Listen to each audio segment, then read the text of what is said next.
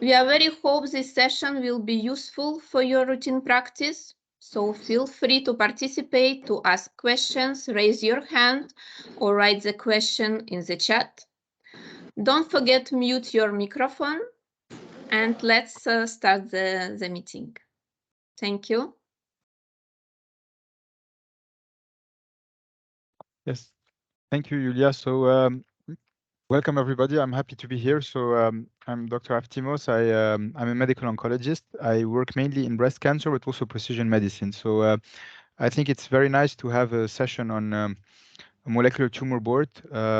Just to give you an idea, in Belgium we created a national one that I chair, and we discuss patients every week, and this allows patients to travel for clinical trials. So Julia, how will it happen? So people will share their own case, or? Yes, each speaker will at the beginning share the case. Yes, and I After think we that we have can. the conclusion from scientific expert, and Okay. we will open discussion floor to everyone. Great. And we can also discuss maybe also case. Well, we can also have a discussion by case whenever it's presented if you have questions or remarks. So I guess case number 1 is the pancreatic cancer case. And this is presented by Dr. Bilgetekin, right? Yes. Thank you. Thank you. Good night, dear colleagues. I am pleased to be with you here in this tumor board. I will share my presentation, but I couldn't see.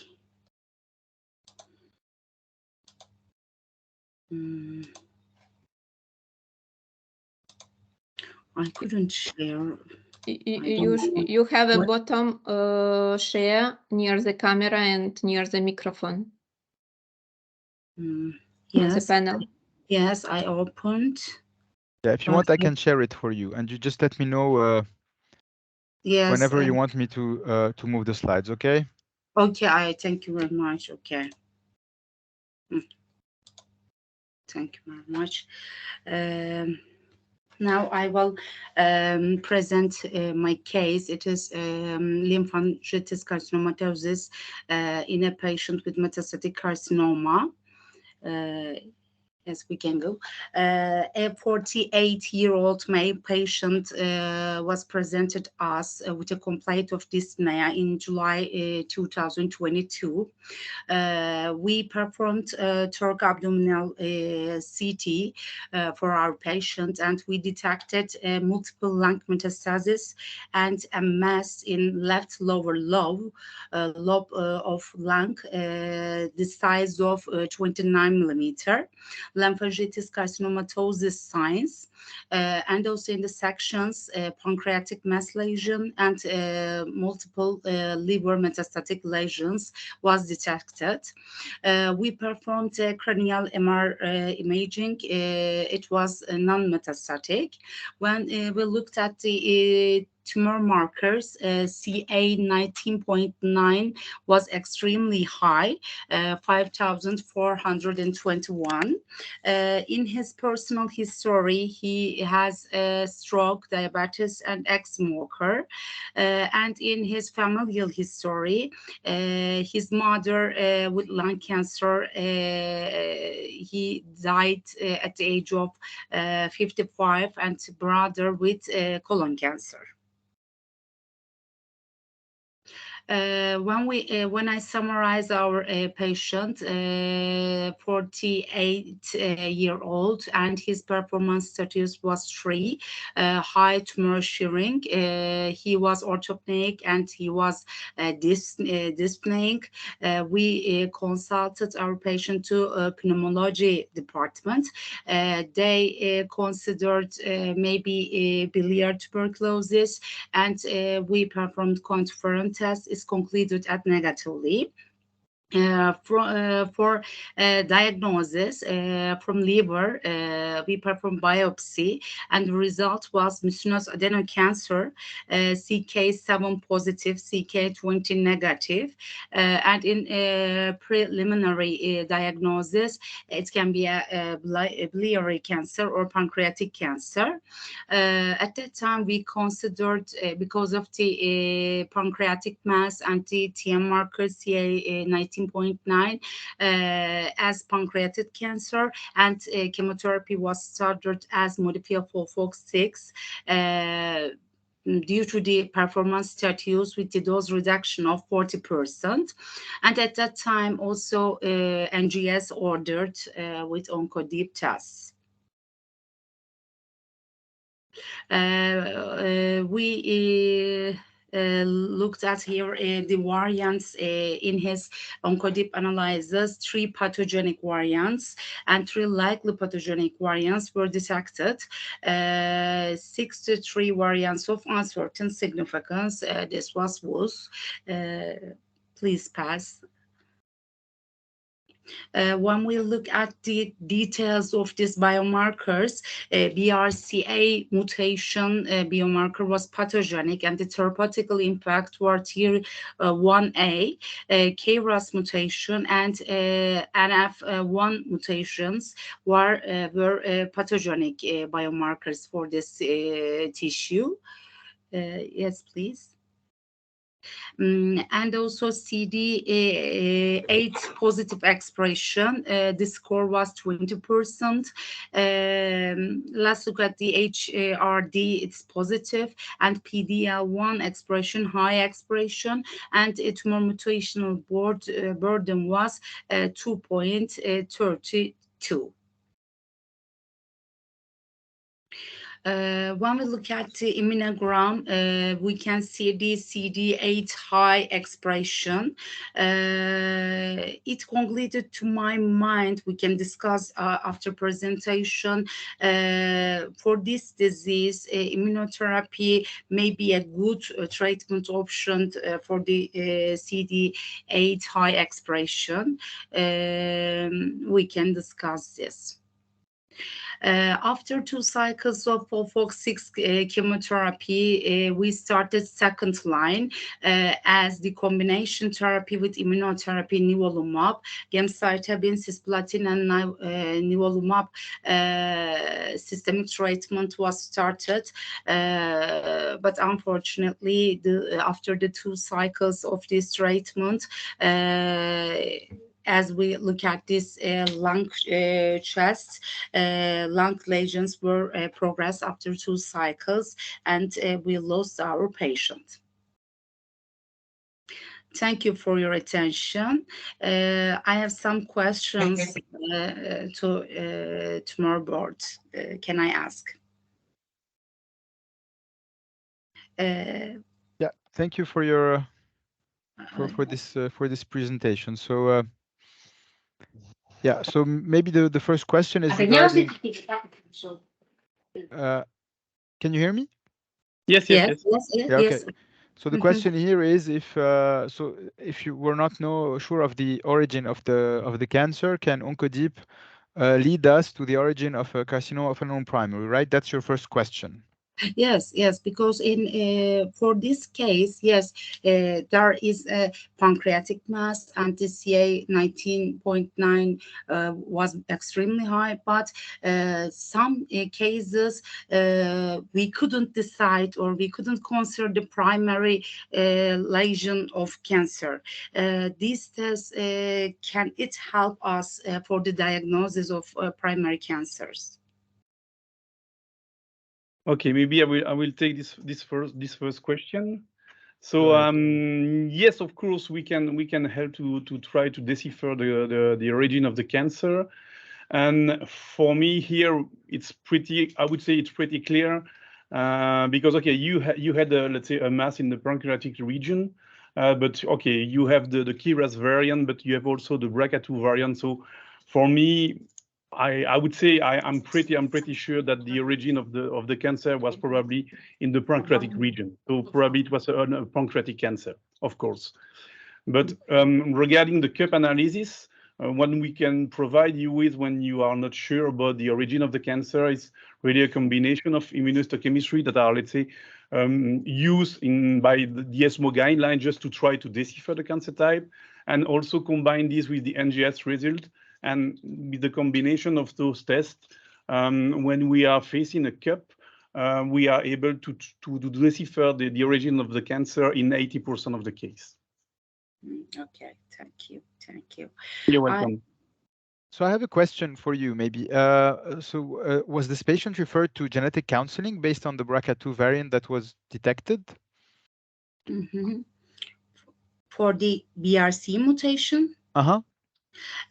Yes, we detected, and it was in my mind for PARP inhibitors, but the tumor volume was very high for this patient. So we wanted to use a chemotherapy, and because of the higher level of CD8, also the immunotherapy combination.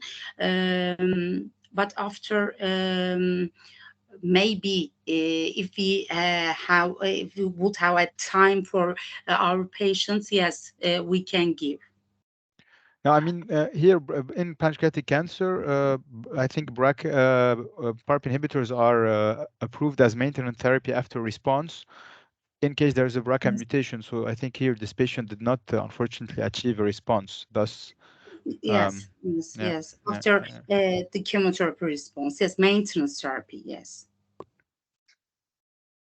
Oh, sorry. I want to stop sharing this case. Okay. Now regarding immunotherapy, I mean, it's important to have CD8 to know that CD8 is high, but I don't believe it's enough to say that that the patient can respond. I mean, when you look at tissue agnostic biomarkers, one of the approvals is related to high tumor mutational burden. And then there was a paper out in Annals of Oncology that shows it's not true in all cancer types. And what can give you a good biomarker of response is having both a high tumor mutational burden and CD8 infiltration. And this gives you the best chance of response to an immunotherapy. So maybe this explains why the patient did not respond. Very, very interesting case anyways, but hard to treat, like always, pancreatic cancer. And you see that we need to do better even when we have a target like BRCA2, we could not help the patient. Could I ask you something, dear Philippe? Sure. In these OncoDNA analyses, there are treatment recommendations for us. And while evaluating, what should we pay attention particularly? Yeah. So I mean, sometimes you have different treatment options, and treatment options in any report that you receive from NGS are going to be there, and these are based on algorithms and evidence from the literature. So I think when you choose, first of all, you need to look at the level of evidence, and for that you have different scales. So for example, ESMO has the SCAT scale. The ESMO scale for treatment targets, genomic targets. OncoKB is an American scale. And then you can look at the level of evidence, and the higher the level of evidence, the better your chance of responding. For some biomarkers, the level of evidence is going to be high. It's tissue agnostic, for example, NTRK fusions. And for some, it's by tumor type. And for BRCA2 in pancreatic cancer, this would be the highest level of evidence. But again, I think you did your best because the patient did not respond to first-line chemotherapy, and it's only maintenance therapy. You couldn't have done better than that. Yes. Thank you very much. May I ask you a question about the case? Yes, sure. Of course. Dr. İrem, do you think the immune-related any pneumonitis contributing this the latest progressive clinic and exitus? Yes, we observed and evaluated about immune response, immune adverse events, and also consult with the pneumology department.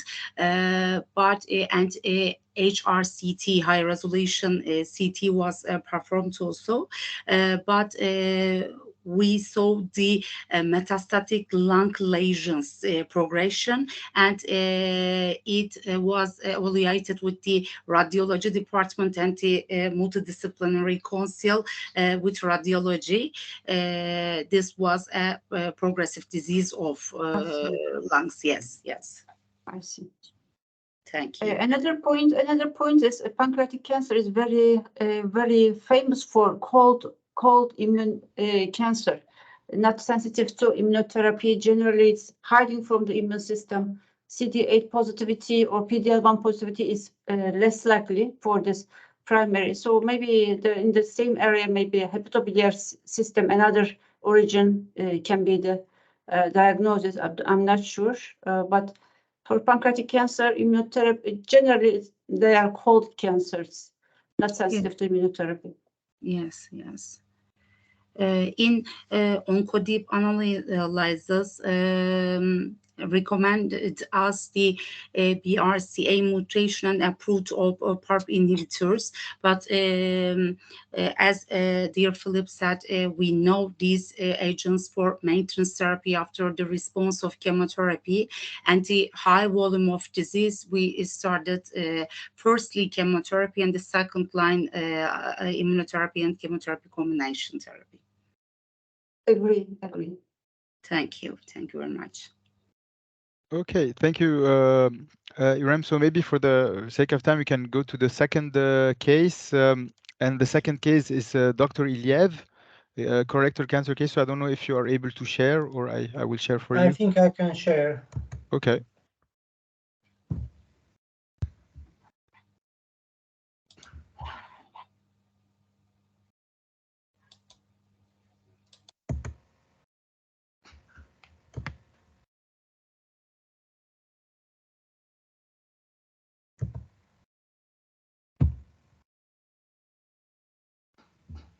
Can you see the slides?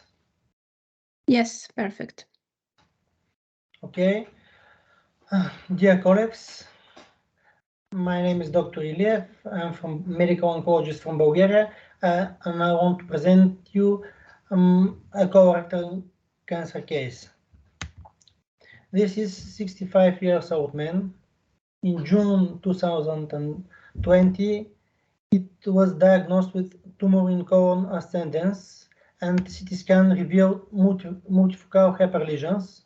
Patient has low levels of hemoglobin, also very high tumor markers, and some comorbidities that were well controlled with the medication. In June, the patient underwent surgery, right hemicolectomy, and histology revealed moderately differentiated adenocarcinoma T3. The initial CT scan show bilateral lung lesions, liver lesions, and hepatoperitoneal lymph nodes. And you can see the images, a lot of lesions in the liver, and one small lesion in the left lung.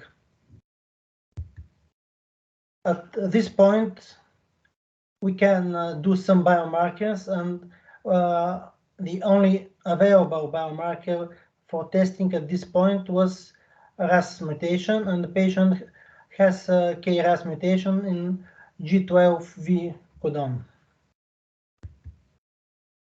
In August, patient started standard therapy, bevacizumab and FOLFOX.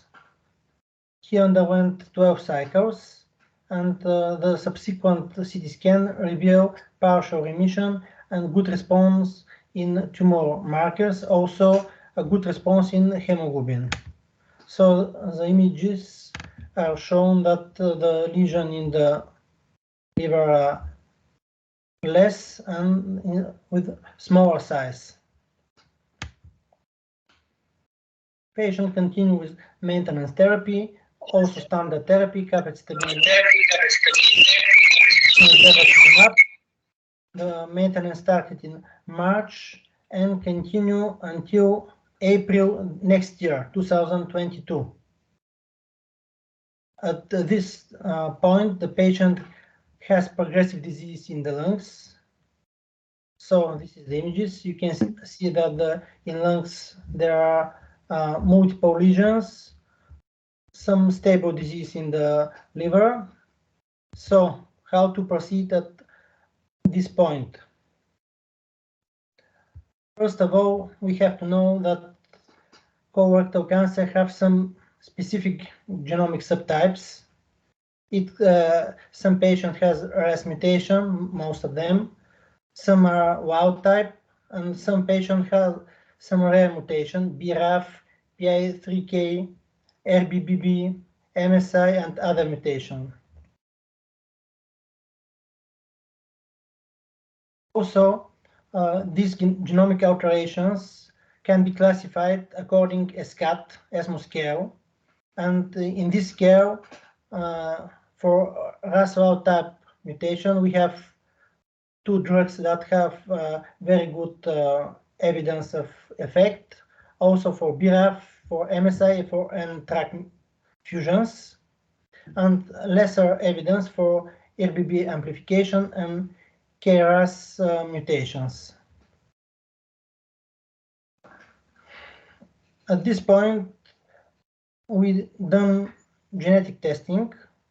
Patient have OncoSelect test, and we identified some biomarkers. We have KRAS mutation, which supposed lack of benefit of EGFR inhibitors. We also have BRAF wild type. So we know that this lead to lack of benefit of BRAF and MEK inhibitors. And also we have PI3 kinase mutation, but for the moment, inhibitors are in development.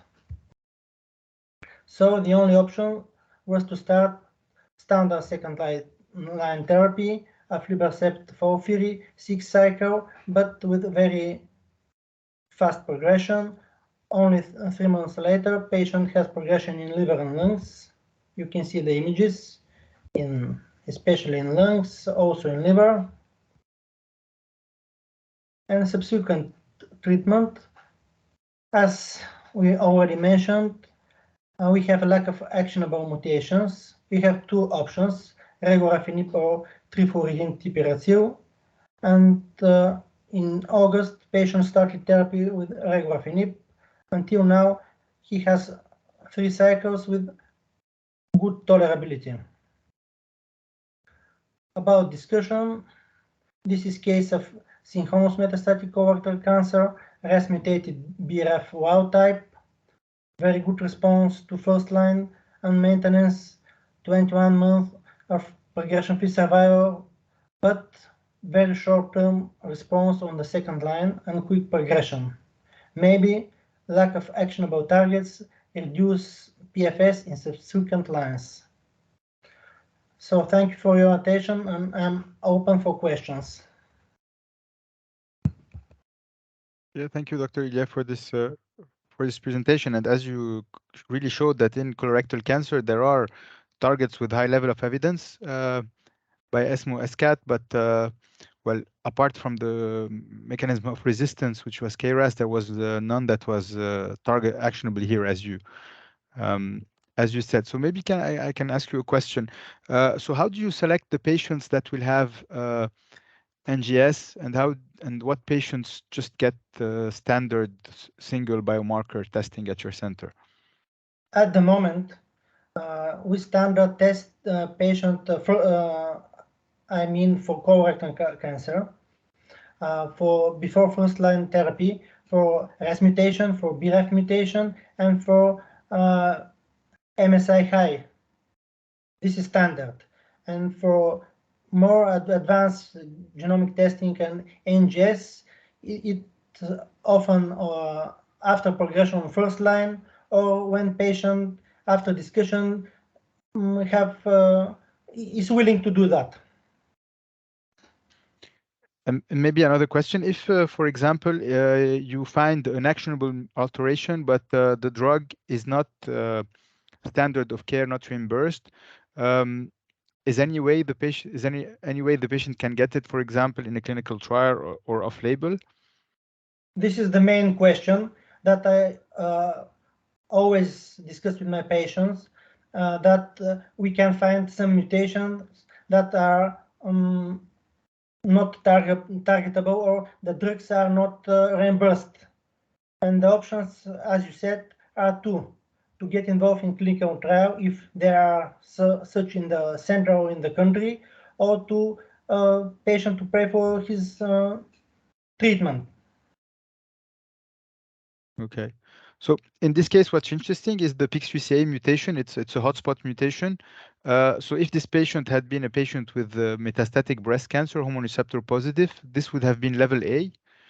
However, in Yes. colorectal cancer, as you quite mentioned, it's still investigational. It's in clinical trial, so it has a low level today. So it's level 4. Thus, it's not available. So I don't know if other participants have questions for Dr. Iliev. Yes, and is it possible to give any PI3 kinase mutation targeted therapy? For example, what we are talking about is regular PFS is 2 months something, and we are not expecting very brilliant results on this setting. So I think if possible, the work to try alpelisib, despite it's not standard care of now, because we are talking about more orthodox therapy in oncology after this genetic information is accumulating, and we need to change our mind. We need to think more wide than before, I believe it. Yeah, thank you for your comment. I feel that, well, I mean, alpelisib is approved in certain countries. Giving it like that would be off-label. I think this is something I would encourage because it's information that we would lose. However, there are clinical trials ongoing, and there's a study with capecitabine and alpelisib in combination. It's still not reported, but I mean, we need to have access to it in order to generate the data. Okay, so the next case is Dr. Astras. Yes, hello to everybody.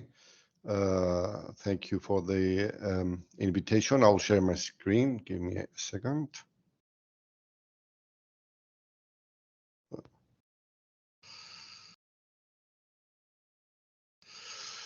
Okay, everybody can see my screen, yes? Yes. Okay, thank you. So my case is a bit more straightforward. So we're going to talk about a patient we saw as a second opinion at the American Medical Center in Cyprus. The patient had gastric cancer in 2012, and he had a partial gastrectomy, after which he received adjuvant chemotherapy. In 2015, he had recurrence. Dr. Sorry, Yes. maybe you have double screens because your slides are not advancing. No. Are you using 2 screens? No, just one. Because we're still on the first slide. Okay, now they're moving. Thank you. The movie now is okay? Yeah. Okay. So he received multiple lines of treatment. He was a non-resident. He's of Russian descent. And he came to us for a second.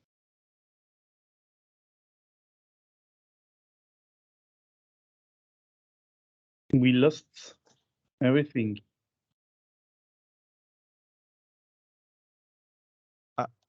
Probably we lost. Muted, unfortunately. Dr. Astas joined again. It was disconnection. Okay. So, I'm in a stable line. Apologies. Please, could you share your screen? Yes. Give me a second. Can you see now? Yes. Yes. So let me go back. Sorry, but okay, there we are.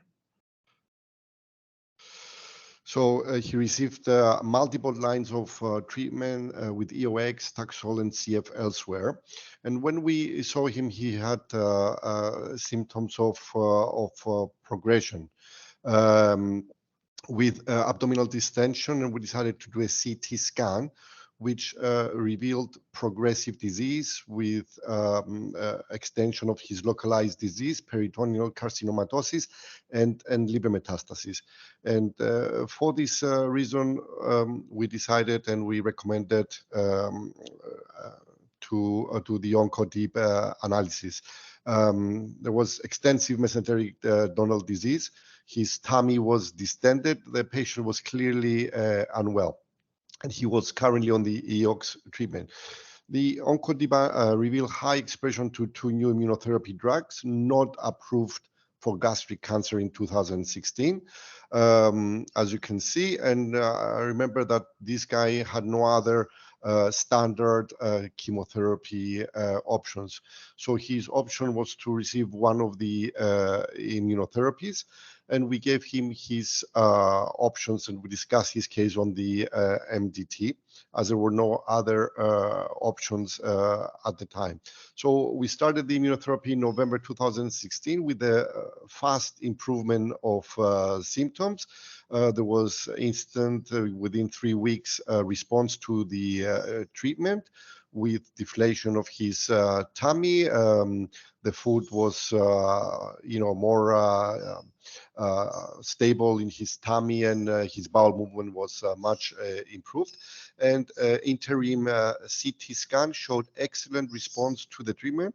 And finally, at the 3-month and 6-month mark, a complete response by CT criteria. In 2018, a PET scan he did elsewhere showed maintained response to immunotherapy, and there was an inflammatory lymph node which was removed. And unfortunately, due to the COVID situation, we lost him for a couple of years. We didn't know what happened to him. And a family made contact again in 2021 with the results of the new PET scan, which showed maintained complete response. He continued with the immunotherapy at his own country. And he continues on maintenance immunotherapy treatment. Okay, and this is just to remind everybody the algorithm, the current algorithm for advanced gastroesophageal carcinoma as it stands today. And what is FDA approved for checkpoint inhibitors in advanced gastroesophageal cancers. Okay. So he is currently very well in himself. And the learning points of my slides is that in 2016, we didn't have many options. So the PD-L1 pathway inhibitors have revolutionized cancer management for many cancers, including gastric cancers. Of course, we have new questions and challenges with the side effects of immunotherapy. Luckily, our patient did not have any side effects or any immune-related adverse events. And this has shown the clear benefit of next-generation sequencing in our case and in multiple cases since 2016. So our patient is still well, in complete remission, because we did perform the OncoDNA analysis, which revealed a new treatment option long before they became available to the public. So it has now become a standard of care. And this we saw him recently in October 2022. Due to the war with Ukraine, he moved back to Cyprus. Now a happy father of 4 in complete remission. Thank you very much. Thank you, Dr. Assad, for this case. Can I ask you to go back to the slide where you put, it's one of the early slides where you put all the biomarkers that can be tested. Yes.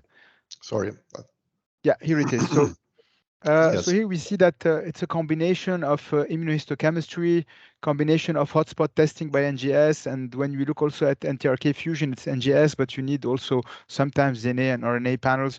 So maybe I can ask a question to Sébastien. So can OncoDeep give us results from a combination of biomarkers using different techniques? Yes, of course. Regarding this patient particularly, because it's an old patient, we are not doing everything at that moment. For example, for an track fusion, if I'm correct, we were just doing the immunohistochemistry, and then if it was positive, we order a fusion panel.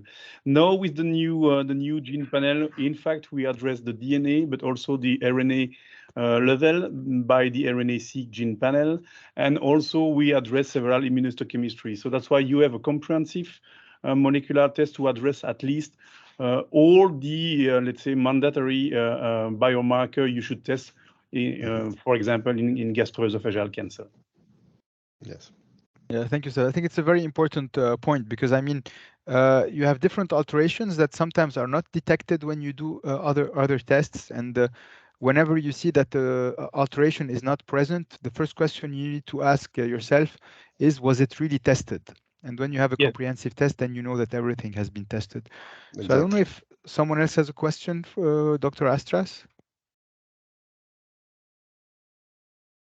Actually, for this patient, what was the immune markers which was positive? Just PD-L1 or the others? PD-L1 and CD8. CD8 was also positive. Okay, and PD-L1, and he was eligible to take pembrolizumab and nivolumab. For this patient, how much percentage was positive for PD-L1? We don't know at the time. We didn't get a percentage. Let me see if I remember well. Let me see. We didn't get a percentage, which goes high expression only. That's the only thing we had at the time. You might remember this is 6 years ago, and he was one of the first patients. I think if he was the first patient in Europe to receive immunotherapy for gastric cancer. I just verify. So it was not CPS, because at that moment we didn't have even this scoring criteria for gastric cancer. So it was just the CPS, and it was positive in 30% of the tumoral cells. Yes. So he was given off label also. Tumor mutation burden. We checked tumor mutation burden, or at that moment, in fact, because it was in 2016, we were not performing the tumor mutational burdens. Yes. I see.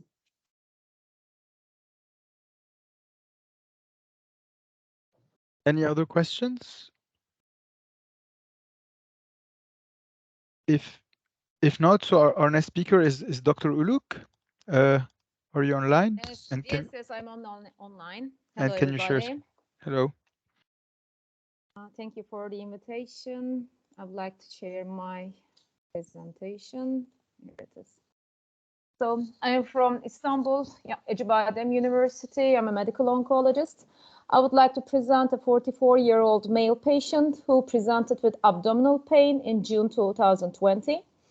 Abdominal CT showed ascites, omental implants, peritoneal carcinomatosis, and thickening of the wall of descending colon and sigmoid colon. When we look at the family history of the patient's father was diagnosed as prostate cancer at age of 68. Grandfather from mother's side was also diagnosed as prostate cancer at age of 45. One of her aunt had breast cancer and diagnosed at age of 55. And daughter of another aunt was also diagnosed as breast cancer at the age of 35. The patient, we did a biopsy by colonoscopy in June 2020. The diagnosis was adenocarcinoma. The molecular analysis showed that there was HER2 expression, 3 positive. However, HER2 FISH was less than 2. HER2 ratio to chromosome 17 was 1.72. So we thought that this was a polysomy. According to immunohistochemical analysis, the patient was microsatellite stable. KRAS mutation was seen in G12D, and also the BRAF mutation was negative. So we started with FOLFOX bevacizumab treatment. After 8 cycles, there was a very good response. So our surgeons planned HIPEC and also the complete resection of the tumor. They resected sigmoid colon, they did omentectomy, and they have seen that there was complete remission of peritoneal metastasis. And at the primary site, there was very good response. Only isolated tumor cells were left behind. After the surgery, he received 4 cycles of FOLFOX. In May 2021, we have diagnosed the patient as progression, peritoneal carcinomatosis. We start to give 7 cycles of folfiraflibercept, but he had a severe COVID pneumonitis and he needed to stay in ICU for 2 weeks, intubated, and couldn't receive treatment for 2 months. In October 2020, before starting the treatment again, we did a CT scan and we have seen that there was minimal progression. And we started therapy as folfiraflibercept again. There was regression after the 6th cycle, followed by stable disease. Then we continued with capecitabine and aflibercept maintenance. After the second-line treatment in October 2022, we have seen that there was progression, again, in peritoneal sites. We did a peritoneal biopsy and sent it to OncoDNA. And here you see the results of the patients. There was APC deletion, BOP1 loss of heterozygosity. Also, there was LOH in BRCA1. HER2 was amplified, very similar to one that we have first seen. It was 8 in our analysis at diagnosis, but there was 9 genes, HER2 genes. KRAS was mutated and P53 was mutated. And also HRD was positive. The score is 55. We asked the exact number. It was 55. The patient was MSI stable. PD-L1 was not expressed, and tumor mutation burden was low. So the patient has HER2 amplification, KRAS mutation, BRCA1 mutation. And my question is, does this patient's BRCA1 LOH has any significant clinical significance? And is there a role of PARP inhibitors in this patient? We do not consider any anti-HER2 treatment because the patient has KRAS mutation, but if you have any other opinion about that, I would like to hear it. Thank you. Okay, thank you for this challenging case. It's a nice case, and the patient has responded to many therapies. So, yeah, maybe we can start with the BRCA1 loss of heterozygosity. I mean, BRCA1 mutations, you can find mutations that are germline, that are somatic, and you can have also reports that give you this type of alteration, a BRCA1 loss of heterozygosity. And the more and more we have data coming from biopsies or clinical trials is that for a PARP inhibitor in most disease types to work, loss of heterozygosity is important in when you have germline BRCA mutations and you have a loss of heterozygosity in the wild type allele. So my answer would be that to date, I don't think we have enough data to say that we can use a PARP inhibitor in colorectal cancer with a BRCA1 loss of heterozygosity in a genomic report. But I guess we have a very nice target here with the copy number amplification of HER2. So I think maybe this should be your next target. Can I ask you a question about the case? So we see that there's a deletion in APC with a very high variant allele frequency. So I don't know if this patient was referred to genetic counseling. Yes, he has been referred to, but we haven't get the results yet.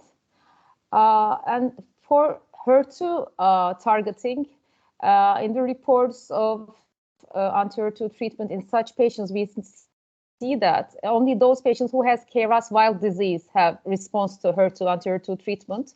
So we didn't consider any anti-HER2 treatment in this patient. Usually the response rate is 0 if the patient has KRAS mutation in combination. And yeah.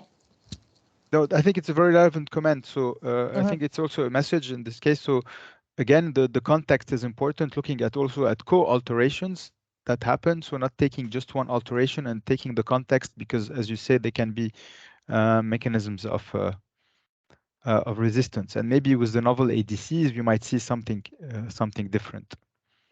But they need to be accessible.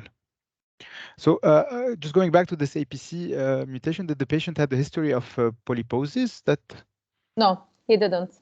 okay. And when we look at the family history, there is no other Okay. member with colon cancer. Okay. Thank you. Okay, thank you. Any questions on this case?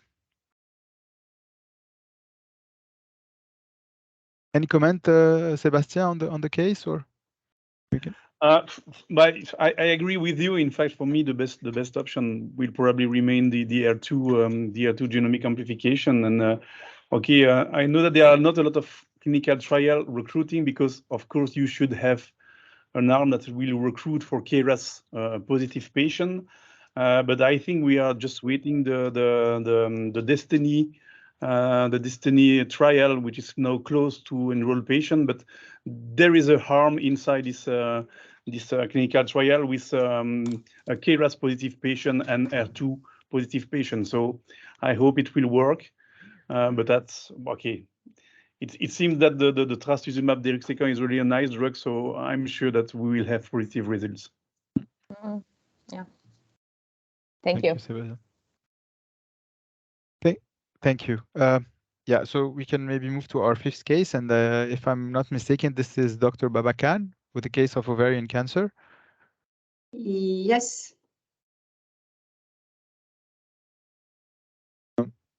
So I don't know if you are able to share your screen. Yes, I'm trying to. Maybe because it's we're still sharing actually. Dr. Uluk, right? I think you're still sharing your screen, so maybe you can stop sharing. So. Okay. Can you see my screen? Yes. No, we're not able not yet. Not yet. Can you share it for me? Yeah, I will share it for you. I'm going to find your presentation and share the screen.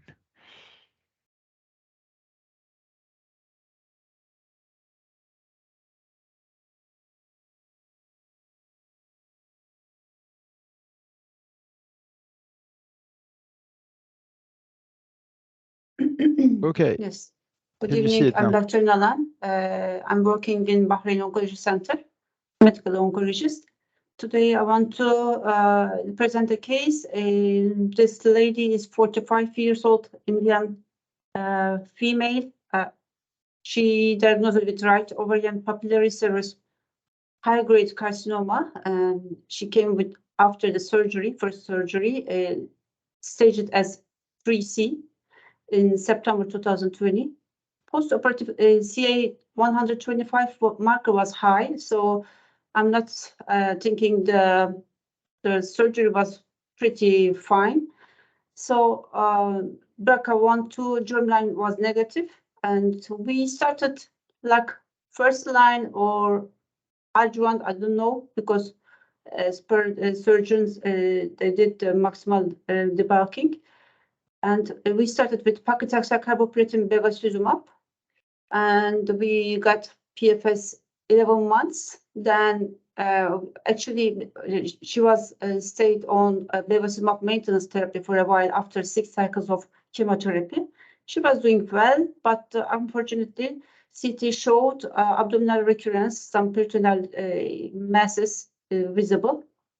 Then, because of the 11 months PFS, we thought this is a platinum-sensitive recurrence. And second line, again, we added paclitaxel and carbo to bevacizumab. So we gave 4 months. The response was partial response, and the surgical team evaluated again for a second debulking surgery. And they did in July. Even after the surgery, the first tumor marker was not normal. Because of the maximal debulking surgery, we didn't add any chemotherapy, stayed on the bevacizumab again. But very quickly, July she operated, and October PET-CT showed again progression and in abdominal lymph nodes, peritoneal surface, and some cardiophrenic and abdominal lymph parotid nodal deposits were positive. She's a teacher, active worker, a young mother, echo performance 0. I summarize the tumor marker first operation after the second operation, and currently 61 something. The upper limit is 35 for our hospital. So we are facing with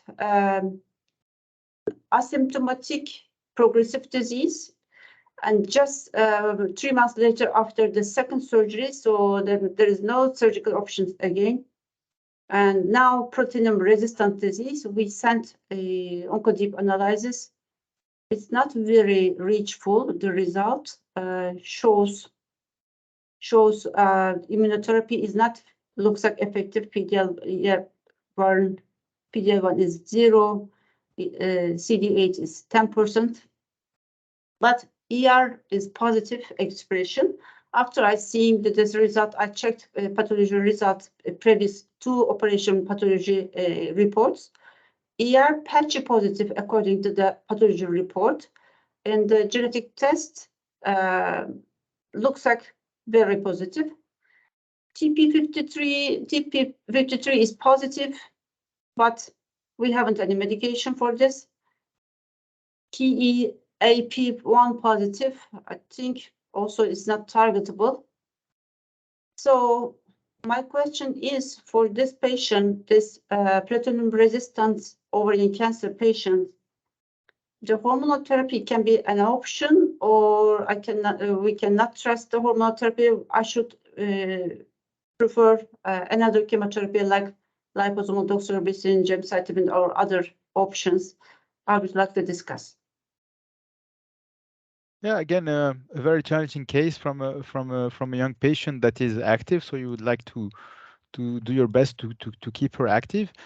Yes. Before we get to your question and ask our participants what do they think hormonal therapy versus chemotherapy, can I ask you about the sample that was sent to testing? So how do you choose the sample you send? Do you often rebiopsy? Just operated in July, so the second operation blocks were fine. So I used the latest one. Okay. Do others do the same? How do you send often do you try to send the latest sample because sometimes therapy can impact that? Yes, it should be more healthy for the genetic investigation. If possible, yes, we are sending the latest one, or if possible, new metastatic area biopsy, if not very invasive. Yes. And Sebastian? Yes, in fact, sorry. Yeah. Yes, this is in fact what we are asking. At least not a biopsy older than 6 months, because we want to provide results on the actual disease of the patient, which makes more sense in terms of treatment option. And of course, if you have the choice between primary and metastasis, of course, we will, let's say, ask for metastasis. And for the quality, what do you require? You know, cellularity. Regarding the quality, we send several, let's say, QC, let's say, information to the oncologist. At least I would say that we should have at least 20% of tumoral cells inside the biopsy. And if it's really small biopsy, so we can accept 4 millimeters quarter of biopsy, but it should be 100% of tumoral cells. So basically, this is how we are working.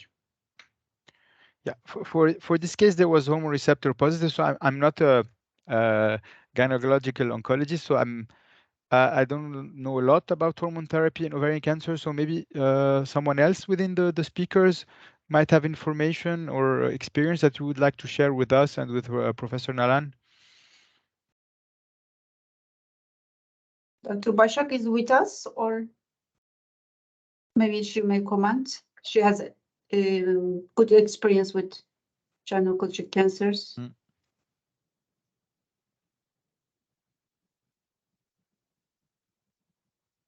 Actually, another point is genetic positivity and the pathologic protein-based positivity is different. So should I trust the genetic positivity or patchy positive? It's not convincing actually in the pathology. So on the other hand, ovarian cancer, not like breast cancer, you cannot trust so much the hormonal therapy. We are generally keeping these options for the latest lines. But on the other hand, if we are talking about the palliative therapy and the patient's general condition is good, I think we can try a couple of months to see the result, because nothing to lose. She's not losing the new operation chance. She's unoperable for sure. And if any clinical progression, should be considered changing the chemotherapy to therapy to chemotherapy. This is my comment. If anything else, I would like to take it. Yeah, I mean, yeah, go ahead, Sebastian. Maybe you can comment on the testing. I agree. I think as you already treat the patient with several lines of chemotherapy, I think our aromatase inhibitor are, I would say, a potential alternative to chemotherapy. So you can probably try it, and if not, come back to chemotherapy again. But yes, for me, this is the best option of the patient. And okay, of course, she is very young and she is very active. So this is really difficult, of course.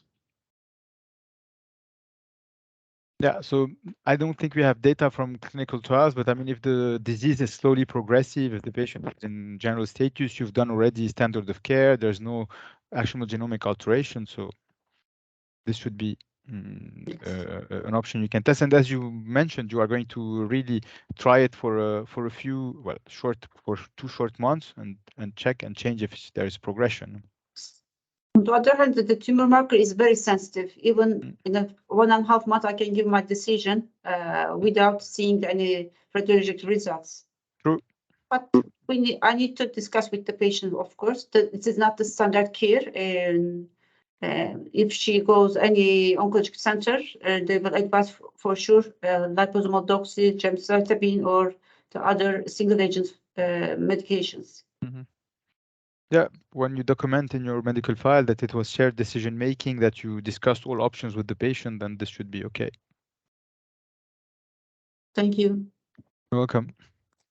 So I think this is now our final case, last but not least. So I think it's Dr. Celis from Venezuela.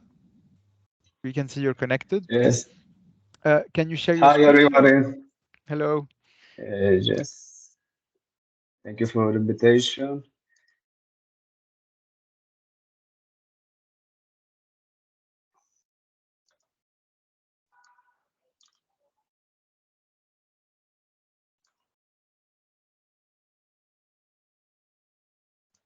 Yeah, we can see your screen.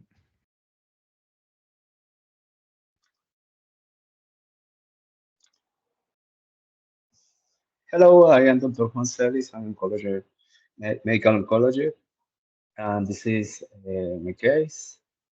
A female of 49 years old. In July the past year, he ingressed in our hospital because abdominal pain. He has a bowel obstruction. Within the surgery team had colectomy, and the histology report early differential carcinoma. Within initialmente is a colon cancer, but the immunohistochemical suggests the origin of the primaria is ovarian and uterine. In the surgery, the team examined the ovarian and uterine. They don't find any lesions, but this is the immunohistochemistry. The highlight for BRCA was negative, and the CR, the tumor marker, CR 125, is very high, most 10,000. So we start a first-line treatment, like carboplatin, bevacizumab. But in the third, after the 3 seconds, we have a new bowel obstruction.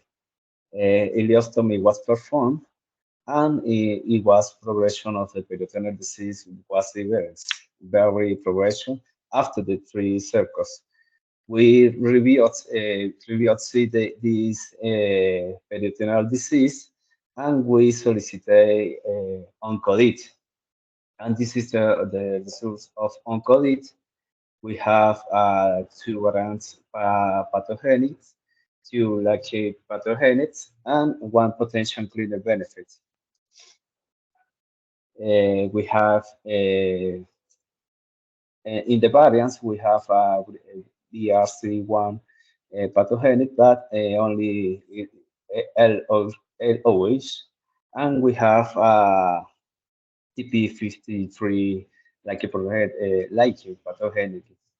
In other biomarkers, we have expression, important expression of CD8, 20%. We have negative for homologous recombination deficit. NCI was stable, but PD1 with high expression, 13%. This is the conclusion of the OncoDNA, the mutation of the TP53. There, for this particular disease, they are not identified or not recommended in the part because the BRCA1 BRCA2 is only one allele and no have a combination of homologous deficiency. But the immunogramma, the conclusion for the OncoDNA recommend the immunotherapy because they have is 2 biomarkers important, the CD8 and PD1. So we decide maintenance chemotherapy, paclitaxel, carboplatin, and bevacizumab, plus pembrolizumab for 4 cycles. And then the patient is very improved, CA 125, CA 125 levels is of the 10,000 to normal range, and the patient is asymptomatic and improve the performance status. We realize maintenance with pembrolizumab and bevacizumab for 10 cycles, and disease-free intervals of the 10 months. In 10 months, we noticed the elevation of the CR into 125 to a very important result.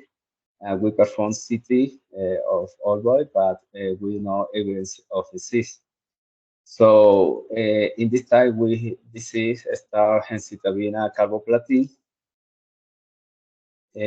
but the patient is actually right now in the first cycle of the gemcitabine carboplatin. The question for the panel is, in retrospective, we have only disease free of 10 months, which pembrolizumab versus olaparib, which is the best maintenance for these patients. And after gemcitabine carboplatin, what's next? Start maintenance with olaparib, change a different route of immunotherapy, surgery for second lot or immune oncoDNA, and the possibility of IPET.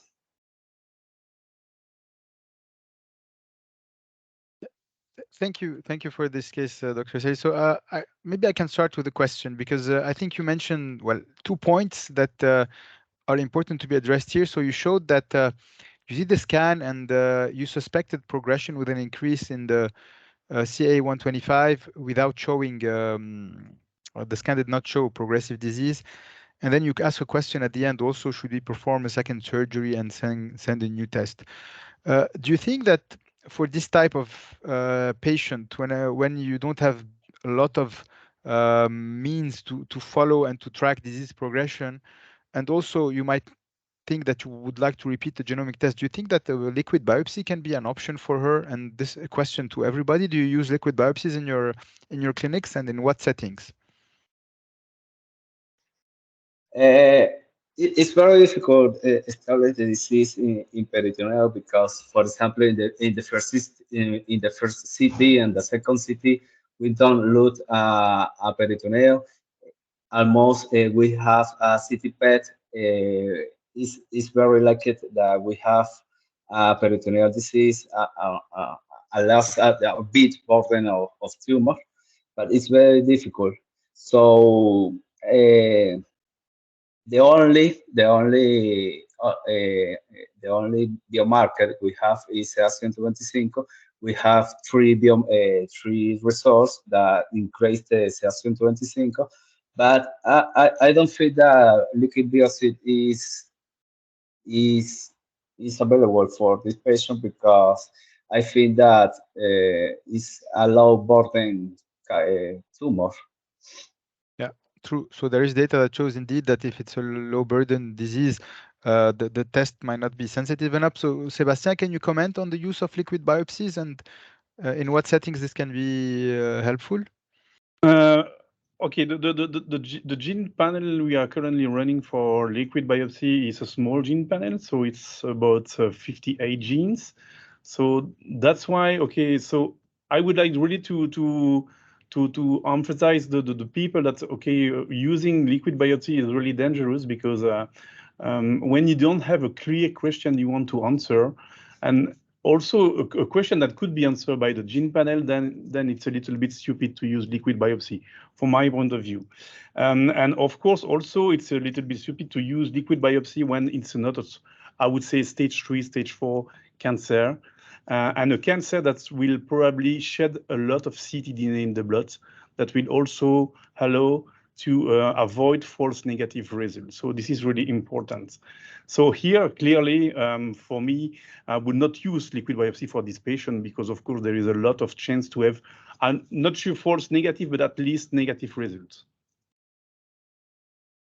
Thank you, Sébastien. So anybody else from the speakers would like to maybe discuss the questions from Dr. Celis? So would you use maintenance olaparib or would you use maintenance pembrolizumab? What would you do next for this patient? So if I would like to remind you the alterations we found. So there were 3 actually loss of heterozygosity alterations in genes involved in HRD, even though HRD was negative. So it was ATM, it was BRCA1, and I think it was BARD1, no, RAD51, if I remember well. So what would you do, pembro or olaparib? Someone wants to comment? Yes, I just wanted to see the treatment chart where we are. I missed the point where we are now. We have a stable disease or something, or some slightly progressive disease under the immunotherapy. He summarized the case on the. Yeah, it was the last slide, Dr. Celis.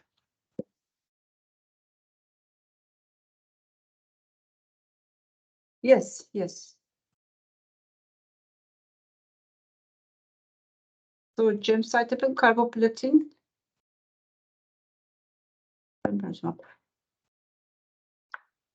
Patient was now on gemcitabine carboplatin, right? Yes, right now is the first cycle.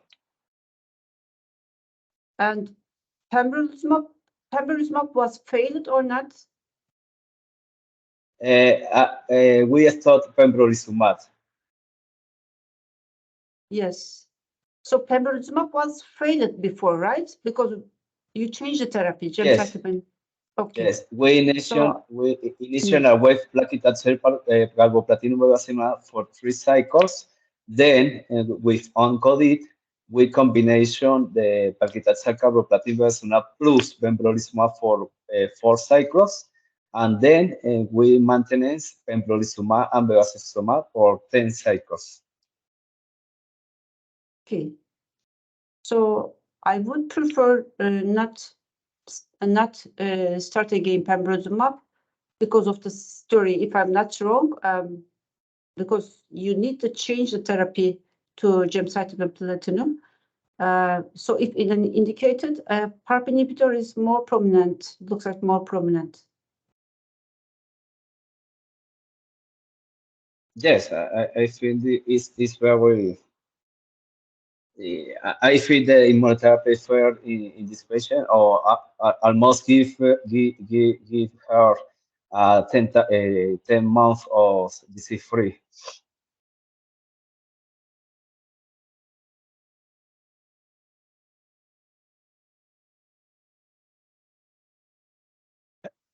Someone else would like to comment on the case?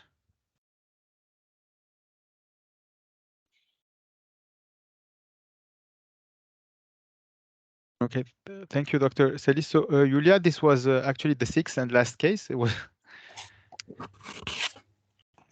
Yes, and we on timing. So first of all, thank you for everyone. It was really full session with interesting cases. We are happy that some patient is benefits from this profiling, and it was useful for oncologists and can better guide you. So only I will appreciate, we will send you survey form after this session. So please feel free, share your opinion, your comments, because we want to approve the next session, and only with your recommendation we can do it better. Thank you to our moderator. It was really interesting for everyone. Thank you, Sebastian, all speaker and audience. Please, for next session, be more open and feel free ask more questions. No, I just wanted to close the session and to comment about molecular profiling, because okay, we saw several cases which are really interesting, and we find sometimes very interesting results. But for me, this is really important to choose the patient, because probably that will probably help the oncologist to use more molecular profiling. So really choose the right patient with at the right time. This is really important. Also, with the right cancer type, for me, it's really the key to bring the molecular precision oncology and test at the patient level. So yes, that was my conclusion. And our scientific team is always happy to provide you with pre-consultation. So if you have some potential candidate, don't hesitate to share information, and we will advise you if this patient can be good candidate and if it's right time to profiling. And every time when you receive report and you have some question, we also organize post-consultation and as well tumor board. So join us. Thank you, everyone. Thank you all. Bye-bye. Thank you. Thank you, Bye Philippe. bye. Thank Have you, a nice everyone. evening. Bye. Thank you. Bye. Thank you. Thank you, everyone. Thank you. Thank you. Bye.